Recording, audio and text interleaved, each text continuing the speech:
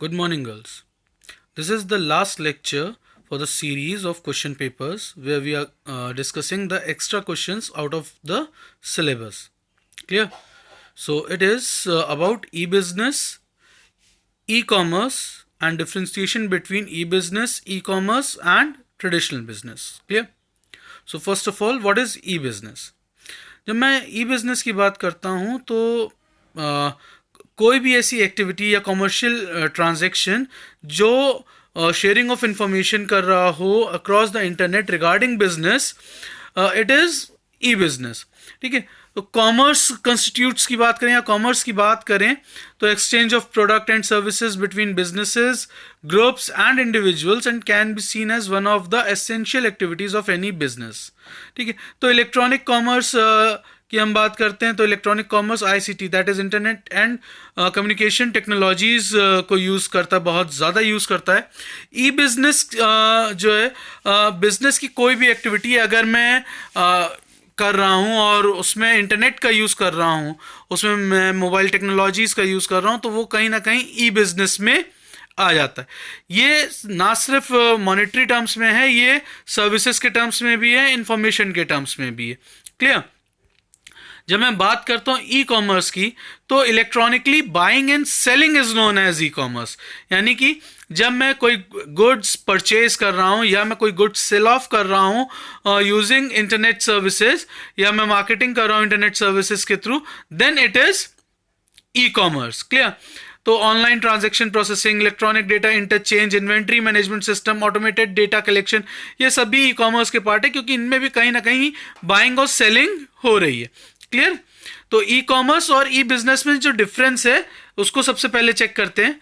तो e-business versus e-commerce की बात करें तो buying and selling of goods and services through the internet is known as e-commerce, unlike e-business which is an electronic presence of business by which all the business activities are conducted through the internet. E-commerce is a major component of e-business. means e-commerce जो है अगर मैं बात करूं तो e-business का एक part है, e-business सुपरसेट है और ई कॉमर्स उसका एक सबसेट है.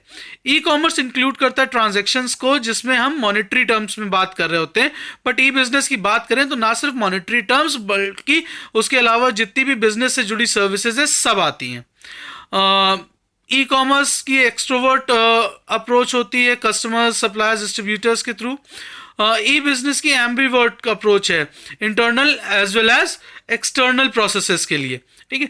यानी अगर मैं ई कॉमर्स की बात करूं तो ई कॉमर्स में हम कस्टमर्स को टारगेट कर रहे हैं, हम अपने सप्लायर्स को टारगेट कर रहे हैं. लेकिन अगर मैं बात करता हूं ई बिजनेस की तो इंटरनल एक्सटर्नल जितनी भी अप्रोचेज हैं, जितने भी प्रोसेसेस हैं, सब हम एग्जीक्यूट कराते हैं. Clear. E-commerce requires a website that can represent the business. Conversely, e-business requires a website, customer relationship management and enterprise resource planning for running the business over the internet. मतलब e-commerce के लिए एक website से मेरा सारा काम हो जाएगा. ई बिजनेस में ऐसा नहीं है. ई बिजनेस में मुझे ERP भी चाहिए, मुझे CRM भी चाहिए और एक वेबसाइट भी चाहिए जिसके थ्रू मैं सारा बिजनेस वर्क करा सकता हूँ. ई कॉमर्स की बात करें तो internet connect with the rest of the world. In contrast, e-business, the internet, intranet and extranet, both are all three are required for connecting the partners, connecting the customers, connecting my employees, everyone. Clear. Now it is traditional business versus e-commerce. तो अगर traditional business की बात करूं तो cost of setting up बहुत ज़्यादा है traditional business में, वेयर एज ई बिजनेस लो है क्योंकि मुझे फिजिकल फैसिलिटीज़ नहीं चाहिए. मुझे एक वेबसाइट चाहिए, उसको होस्ट करना है, उसी में मैं अपने सारे प्रोडक्ट्स का पोर्टफोलियो बना रहा हूँ और वहीं से शो कर रहा हूँ. यानी कोई एक स्पेस नहीं चाहिए जिसका ना कोई रेंट है ना कोई परचेजिंग है बहुत ज़्यादा. यहाँ पे वेबसाइट बनाने का खर्चा बहुत कम है और उसको होस्ट करने का खर्चा भी कम है और ये वन टाइम खर्चा है. ठीक है. ऑपरेटिंग कॉस्ट की बात करें तो ट्रेडिशनल बिजनेस में बहुत ज़्यादा है. फिक्स चार्जेस बहुत ज़्यादा एसोसिएटेड होते हैं, रेंट्स होते हैं, स्टोरेज है, फिर marketing, distribution facilities. Whereas e-commerce की बात करें तो लो है क्योंकि मैं ये सारी चीज़ें शेयर्ड बेसिस पे कर रहा हूँ, पार्टनरशिप्स पे कर रहा हूँ, रिलेशनशिप के बेसिस पे कर रहा हूँ. तो मेरा यहाँ पर क्या है, मैं डीलर्स और कस्टमर्स को मिला दे रहा हूँ, वो अपने बेसिस पे परचेज कर रहे हैं, अपना एक शेयर मैं ले रहा हूँ या मैं उनसे जब रिक्वायरमेंट आ रही है तब परचेज करके कस्टमर्स को बेच दे रहा हूँ. तो मेरा इसमें बहुत ज़्यादा स्टोरेज का खर्चा नहीं है. क्लियर. फिर nature of contract with the suppliers and the customers. अगर मैं बात करूं ट्रेडिशनल बिजनेस में तो इनडायरेक्ट है थ्रू इंटरमीडिएट से, यानी बीच में एक इंटरमीडिएट पर्सन यहाँ पर है, ये इनडायरेक्ट है। लेकिन ई बिजनेस में डायरेक्ट है, हम 1 to 1 बात कर रहे होते हैं। नेचर ऑफ इंटेंट कम्युनिकेशन है, हायरार्किकल है ये, top level managers to middle level managers to lower level managers to operatives. जबकि ई बिजनेस में या ई कॉमर्स में अगर मैं बात करूं तो यहाँ पर नॉन हॉरिजॉन्टल है, नॉन हायरार्किकल है, डायरेक्ट वर्टिकल बातचीत की जा सकती है। Clear? Then response time, meeting की बात करें तो बहुत ज़्यादा टाइम लगता है, कस्टमर्स को बहुत ज़्यादा हमको मनाना पड़ता है, समझाना पड़ता है। अगर मैं ट्रेडिशनल बिजनेस और ई कॉमर्स में बात करूं तो ई कॉमर्स में इंस्टेंटेनियस है, बहुत आसानी से हो सकता है। ठीक है, आपको समझ में आया तो ठीक, आपके मैंने प्रोज एंड कॉन्स वहाँ दे रखे हैं, मैं आपको बहुत ज़्यादा उसके बारे में बताने नहीं जा रहा। ठीक है, शेप ऑफ ऑर्गेनाइजेशनल स्ट्रक्चर की बात करें तो ट्रेडिशनल बिजनेस में वर्टिकल फॉल है ड्यू टू हायरार्किकल है, चेन ऑफ कमांड है। इसमें हॉरिजॉन्टल है, ई कॉमर्स में हॉरिजॉन्टल है, flat due to directness of command and communication. फिर ई ट्रेडिशनल बिजनेस में business processes and length of cycle, अगर मैं बात करूं तो सब sequential prediction succession relationship, that is purchase production operation marketing sales, the business process cycle is therefore longer. यहाँ पर साइमल्टेनियसली डिफरेंट प्रोसेसेस हैं, business process cycle is shorter है। डायरेक्ट मेरे पास ऑर्डर आया, मैंने उसको प्लेस कर दिया, मैन्युफैक्चर हुआ या परचेज हुआ और मैंने सेल ऑफ कर दिया। तो ई कॉमर्स में बहुत छोटा बिजनेस साइकिल है। अपॉर्चुनिटी की बात करें तो ट्रेडिशनल बिजनेस में इंटरपर्सनल टच बहुत ज़्यादा है और ई कॉमर्स में बहुत कम है। बहुत ज़्यादा इसलिए क्योंकि कस्टमर से हम डायरेक्ट डील कर रहे हैं, हमको सेल्स पर्सन चाहिए जो कस्टमर की रिक्वायरमेंट के बेसिस पे ही उसको दिखा सकते हैं। ई कॉमर्स में कस्टमर अपनी रिक्वायरमेंट के बेसिस पे खुद सर्च कर रहा है, तो वहाँ पर मुझे कोई इंटरपर्सनल टच नहीं चाहिए। Clear? Quality for physical pre sampling of products बहुत ज़्यादा है ट्रेडिशनल बिजनेस में, ई कॉमर्स में बहुत कम है, लेकिन डिजिटल सैम्पलिंग हम करते हैं। क्लियर?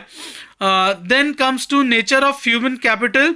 अगर मैं बात करूं ट्रेडिशनल बिजनेस में तो सेमी स्किल्ड और इवन एक ऐसा पर्सन भी चल जाएगा जिसको उसके बारे में कुछ भी नहीं मालूम, थोड़ा बहुत उसको समझाया काम चल जाएगा। लेकिन ई कॉमर्स में मुझे टेक्निकली और प्रोफेशनली क्वालिफाइड पर्सन ही चाहिए, क्योंकि ये बहुत कॉम्प्लेक्स सिस्टम पे काम कर रहा है, इसलिए हर कोई इस पे काम नहीं कर सकता है। ट्रांजैक्शन रिस्क की बात करें तो ई ट्रेडिशनल बिजनेस में रिस्क बहुत ज़्यादा है, क्योंकि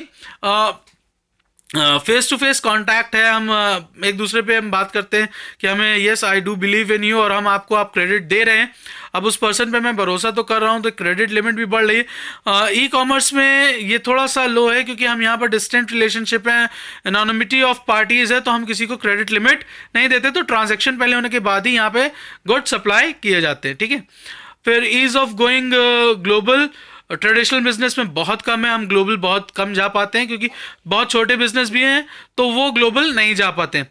ठीक है, ई कॉमर्स में साइबर स्पेस पे हम काम कर रहे हैं, तो वहाँ पे कोई बाउंड्री ही नहीं है, तो हम बहुत ईजिली ग्लोबल हो जाते हैं।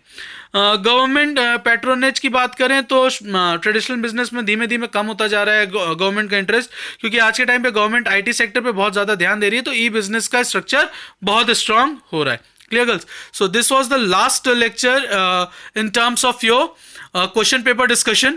Now we will start revision of your syllabus. Okay? Thank you, girls.